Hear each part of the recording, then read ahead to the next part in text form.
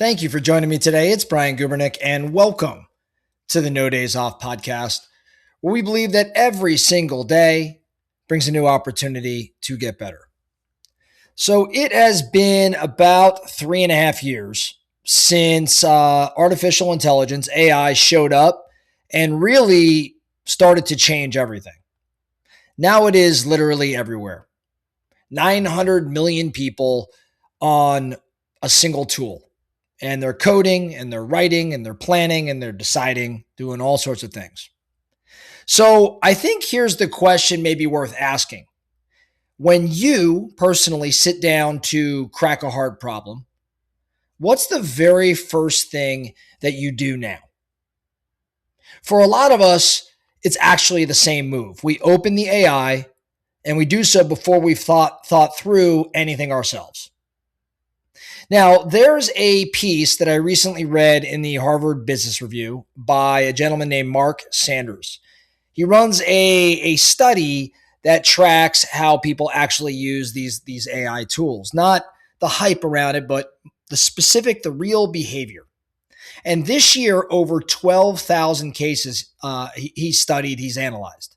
And one specific risk stood out to him above the rest, and he gave it a name. He called it thinkslop. Thinkslop.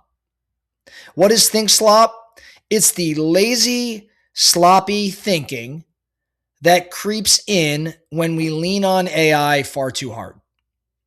It's not the actual AI machine breaking. It's us really not doing the work. It's us going soft. And he found out that it really shows up in 4 different ways. And I want to talk about these 4 ways. Number 1, you lose track of what you actually wanted. The bar to get an answer is so low now that you fire off a prompt before you even know what you're after. And the intention, therefore, never forms. So you skipped the part where you decide what you're really even trying to do. Number 2 that Mark saw, you hand over the thinking altogether. You hand over that thinking right to the AI. You go to the AI first, and your own brain never gets a swing, never takes a crack at solving the problem. There's a term that researchers are actually using for this now. They call it cognitive debt. You're spending answers that you actually never earned.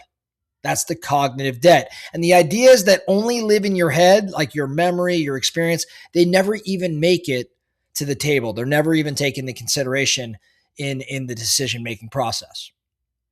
Number 3 is you stop writing. This is one that maybe could go easily missed. Writing is not just typing up a thought you already had.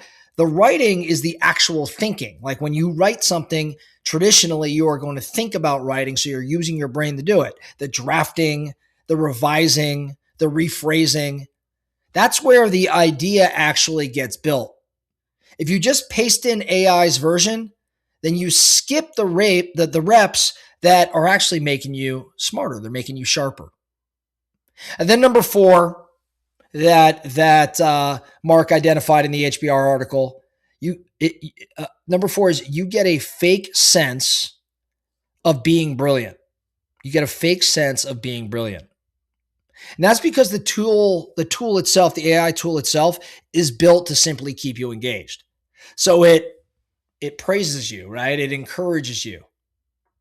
One person in one of the studies conducted said it flat out. The AI gaslights you into thinking you're a genius, so you keep coming back.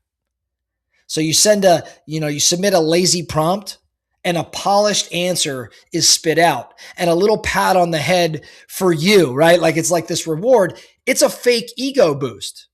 And what does it do? It makes you stop thinking for yourself. Now, here's why all of this matters for people like us here at the No Days Off podcast. The things we're tempted to hand off, like deciding and creating and simply figuring things out, those are exactly the things that make so many of us valuable. The work that we're actually built for.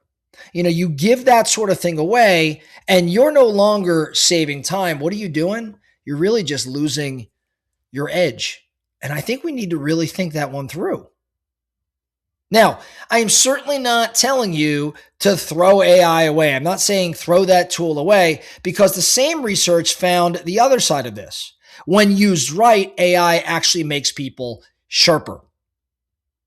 So it comes down to how you direct it, how you point it. In other words, don't ask it to do your thinking, ask it to attack your thinking. And that is very, very different. Ask it to attack your thinking, meaning challenge the assumption, poke holes in the argument you're making, show you the counterpoint that maybe you'd prefer to be blind to, you'd rather not look at. One of the people in the study had a system for this. They'd write out an argument, then have the AI try to tear it apart, and then go back and fix whatever maybe didn't hold.